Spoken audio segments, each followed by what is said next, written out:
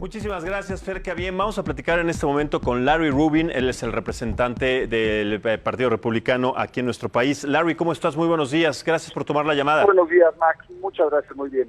Muchas gracias. Bueno, finalmente se llegó a un acuerdo entre nuestro país, entre esta comitiva encabezada por Marcelo Ebrard y los Estados Unidos. Ahora son muchas las condiciones, principalmente una muy importante que es el tema migratorio. México, después de este acuerdo alcanzado, reforzó, sí, las filas en la frontera sur de nuestro país, ahí en Chiapas, pero sabemos que Donald Trump mantiene siempre pues esta disputa entre diferentes posiciones. Sabemos que después de que regresó del Reino Unido, dijo que no solamente es una situación de migración, que ahora también es una situación comercial, que los Estados Unidos, como lo ha reiterado enfáticamente, ha sido un país que ha estado en situaciones desfavorables frente a los acuerdos anteriores del Tratado de Libre Comercio de América del Norte y que tiene preparadas algunas sorpresas, entre ellas un acuerdo que Marcelo Ebrard ha desmentido, que tiene que ver con este porcentaje de productos agrícolas que tendría el gobierno mexicano que aceptar de diferentes agricultores estadounidenses. ¿Tú qué opinas? Es una información que tenemos que tomar como real. ¿Cuál es tu lectura al respecto de esto, Larry? Claro, mira, la verdad es que la relación México-Estados Unidos siempre con diferentes complejidades, pero el acuerdo migratorio llegado pues, obviamente fue muy importante y vital para México y Estados Unidos. En términos agrícolas, pues lo que se ha mantenido dentro del TEMEC es lo que rige la relación México-Estados Unidos. Ahí no hay cambio absoluto. El presidente Trump naturalmente está resaltando temas importantes que se han venido negociando entre México y Estados Unidos, pero sigue en esencia igual. Se está buscando quitar inclusive el arancel al jitomate mexicano, y de esta forma pues también es un beneficio para el consumidor norteamericano, porque a pesar del jitomate de Florida que existe hoy en el mercado norteamericano, pues no tiene las mismas no es igual que el jitomate mexicano. Entonces ese sí es un beneficio importante para el agricultor y para el consumidor. Entonces eso es lo que se está buscando aterrizar y bueno, creo que va en muy buen camino. Correcto, Larry. Pero a ver, dinos una cosa, ¿por qué las declaraciones del canciller mexicano van en un tenor, van en una dirección, y las declaraciones vía Twitter del presidente de los Estados Unidos, Donald Trump, van en otra? Es decir, Donald Trump dice algo, que Marcelo Ebrard lo desmiente, dice que no hay algún acuerdo firmado que tenga que ver justamente con esta imposición de aranceles, pero también con estos acuerdos que él dice o ha manifestado que son una sorpresa que va a dar a conocer un poco más adelante. ¿Qué es lo que tenemos que tomar en cuenta al respecto? Claro, Max. Mira, yo creo por ejemplo, yo estuve en Washington la semana pasada con el secretario de Agricultura y parte de las discusiones que se llevaban a cabo era justo en el tema del arancel que ya existía, que ya existe al jitomate mexicano. Entonces, creo que cuando el presidente Trump se refiere a un gran beneficio para todos, pues es parte de ello. Sin duda, el campo mexicano es vital para Estados Unidos y hoy también, a la inversa, el maíz norteamericano pues es parte de este gran consumo que se lleva a cabo en México. Entonces yo no lo veo como una contradicción necesariamente entre el secretario Ebrard y el presidente Trump. Yo creo que son diferentes ángulos que cada uno está comentando en cada uno de los países. Definitivamente no hay un acuerdo comercial aún que conozcamos en términos agrícolas. Entonces creo yo que definitivamente pues el presidente Trump tiene una base que son los agricultores norteamericanos, que es muy importante, y eso es lo que está resaltándoles a ellos al tenor de la negociación migratoria.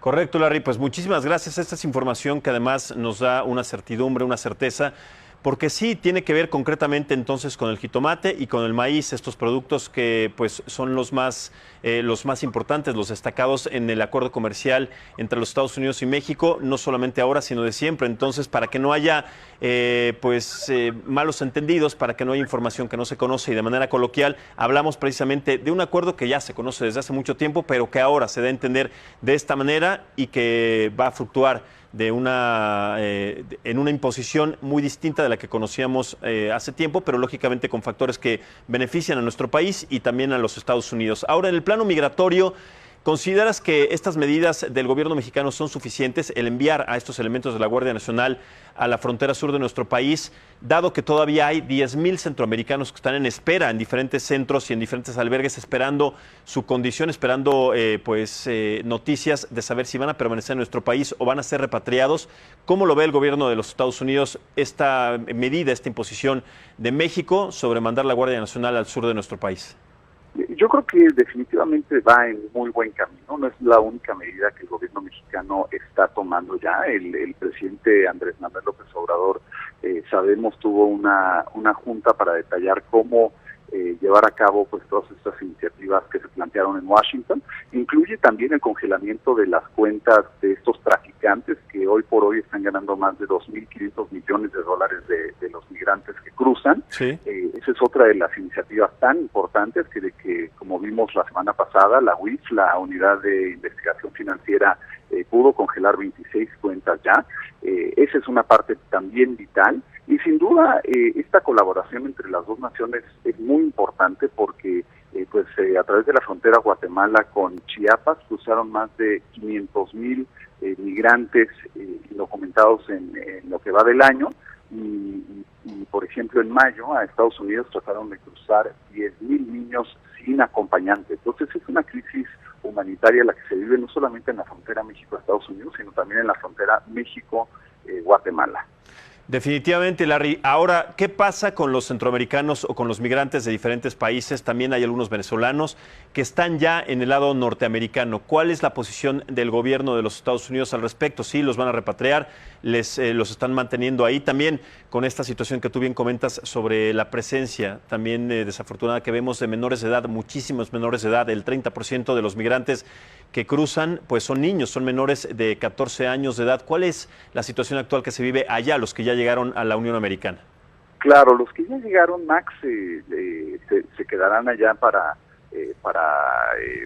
todo el trámite migratorio que se lleva a cabo, incluyendo presentarse ante un juez migratorio, que las cortes actualmente migratorias están sobrepasadas, está durando un poco más de 2 años el poder llevar al tribunal, y al llegar al tribunal pues ya se decide si se queda o se va el migrante, pero por lo pronto esos 2 años elapsan para el migrante en Estados Unidos, y es obviamente una persona libre hasta que sea su fecha de presentarse en la corte, y ese es parte de este proceso tan complejo que se lleva en Estados Unidos. Por eso el presidente Trump ha venido diciendo que se necesita una verdadera reforma migratoria. O sea, toda la colaboración de México es sin duda muy importante, pero lo que necesita Estados Unidos es esta reforma migratoria que solamente el Congreso de Estados Unidos puede hacer. Correcto, Larry, muchísimas gracias. Siempre tu punto de vista acertado, siempre tu punto de vista además con un gran conocimiento de causa sobre lo que sucede en estos temas, y además también pues con una certidumbre que nos da a entender también estos factores que muchas veces no conocemos el trasfondo. Larry Rubin, representante del Partido Republicano en México, muchísimas gracias. Como siempre, un placer escucharte y agradecerte que nos tomes la llamada, dedicarnos este tiempo para platicar de estos temas. Te mando un abrazo, excelente día. Igualmente, al contrario, Max, y gracias a ti y a tu auditorio. Muchísimas gracias, Larry.